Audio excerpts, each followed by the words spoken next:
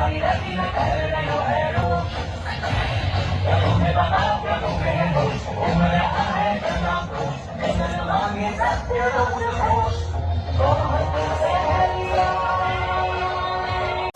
एक मंच बनाएंगे गाड़ी के लिए झंडी झंडी दिखाने का और फिर एक बैरिकेड रोड हो जाएगा दोनों तरफ बांस बांधा हुआ জানুয়ারির প্রথম সপ্তাহে এরকম একটা সম্ভাবিত আমাদের রথ যাত্রা করার পরিকল্পনা রয়েছে ত্রিপুরা রাজ্যে। একটা হবে উত্তর জেলার থেকে কদমতলা কুর্তির থেকে শুরু, একটা সাবরুম থেকে, এবং এটাই 2023-এর যে বিজয় যাত্রা সেটা শুরু হবে। তো এটা আমরা এখনও ফাইনাল সিদ্ধান্ত হয়নি কবে হবে বা কারা থাকবেন, কিন্তু সম্ভাবিত একটা বড় কার্যক্রম হবে।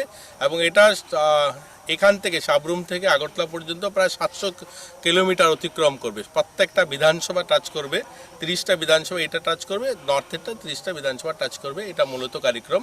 আমাদের কেন্দ্রীয় নেতৃত্বরা রয়েছেন, রাজ্যের যারা রয়েছেন, মন্ত্রী রয়েছেন, সবাই পরিদর্শন করতে এসেছেন। এটাকে পুরো দেখা বা কি করে আরও ভালো করে করা যায়, তৈরি করা যায়, তারই একটা প্রস্তুতি আজকে এখানে আমাদের উপস্থিতিটা। हेलीकॉप्टर लगा मैदान ये लोग उधर देखा था छोटा